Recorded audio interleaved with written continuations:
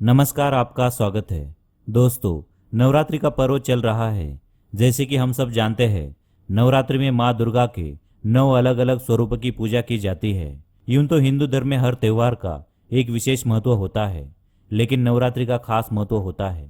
नवरात्रि के दौरान लोग सच्चे मन से माँ दुर्गा की पूजा करते हैं, जिसमें 9 दिन माँ दुर्गा के 9 रूपों की पूजा की जाती है।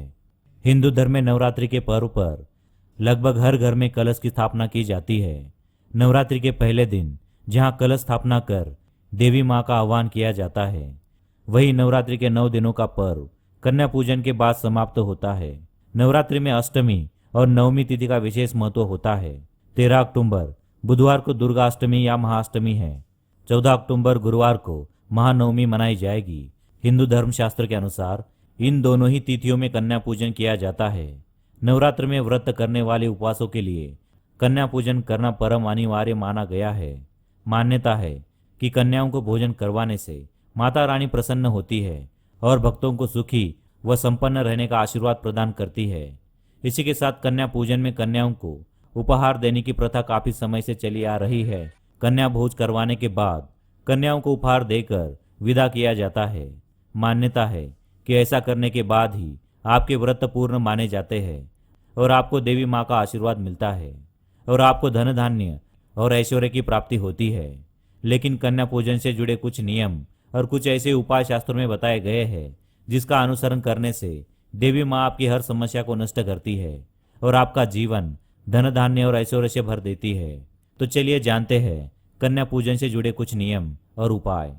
आगे बढ़ने से पहले दोस्तों, अगर आप हमारे चैनल पर नए हैं तो वीडियो को लाइक करें, साथ ही चैनल को सब्सक्राइब करना ना भूलें।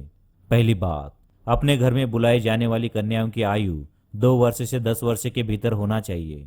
ध्यान रहे, कम से कम 9 कन्याओं को पूजन के लिए बुलाना चाहिए, जिसमें से एक बालक भी होना अनिवार्य है, जिसे हनुमान जी का रूप माना गया है। जिस प्रकार माँ की पूजा भैरव के बिना पूर्ण नहीं होती, उसी प्रकार कन्या पूजन भी एक बालक के वगैरह पूरा नहीं माना जाता है। यदि 9 से ज्यादा कन्या भोज पर आ रही है तो कोई आपत्ति नहीं, उनका स्वागत ही करना चाहिए।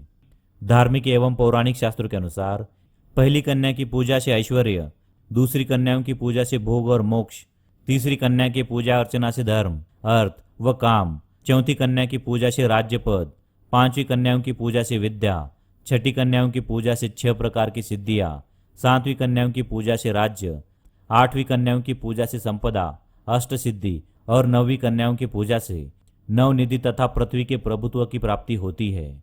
अष्टमी या नवमी के दिन कम से कम 9 कन्याओं का पूजन करना चाहिए। ध्यान रहे, अगर आपको 9 कन्याएं मिल नहीं रही तो आप जितनी कन्याएं हैं उनका ही पूजन कर ले। बाकी कन्याओं के हिस्से का भोजन गाय को खिला दे।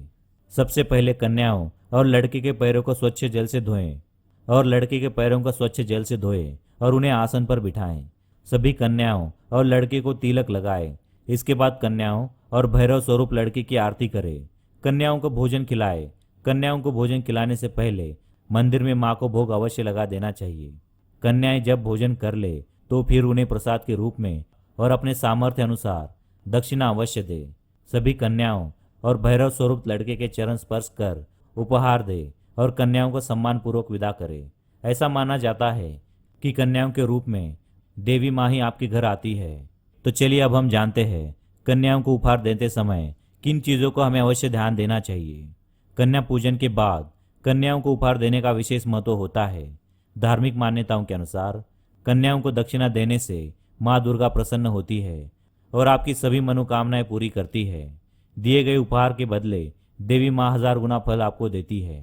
ऐसा माना जाता है कि कन्याओं को उपहार में लाल रंग के वस्त्र अवश्य देना चाहिए, क्योंकि ये रंग देवी माँ का प्रिय होता है। इसलिए कन्या पूजन में उपहार के रूप में कन्याओं को लाल रंग के वस्त्र जरूर भेंट दे। लाल रंग वृद्धि का प्रतीक माना जाता है। इसके दान से देवी माँ प्रसन्न होती है। कन्या भोज में कन्याओं को फल जरूर देना चाहिए। मान्यता के अनुसार कहा जाता है कि कन्या पूजन में कन्याओं को फल देने से कई गुना फलों की प्राप्ति होती है। माता रानी भक्तों की सारी मनोकामनाएं पूर्ण करती है। ऐसा माना जाता है कि केले का फल भगवान विष्णु का प्रिय है और नारियल लक्ष्मी जी का प्रिय है। इन दोनों फलों को उपहार में देने से घर में सुख समृद्धि का आगमन होता है। नवरात्रि में कन्या भोज के बाद कन्याओं को विदा करते समय कन्याओं को उपहार के साथ थोड़ा सा चावल और जीरा भी देना चाहिए। इससे आपके घर में संपन्नता बढ़ती है। दरअसल परंपराओं के अनुसार कन्याओं को जब विदा किया जाता है तो विदाई में उनको कोचा दिया जाता है। इस कोचे में चावल और गुड़ दिया जाता है। तो दोस्तों, ये थे वो कन्या पूजन के नियम और कुछ उपाय जिससे आप देवी माँ की कृपा प्राप्त कर सकते हैं। उम्मीद करता हूँ आपको हमारी जानकारी पसंद आई होगी। अगर पसंद आए तो कमेंट में जय महालक्ष्मी अवश्य लिखें। वीडियो को लाइक करें, साथ ही चैनल को सब्सक्राइब करना ना भूलें। धन्यवाद।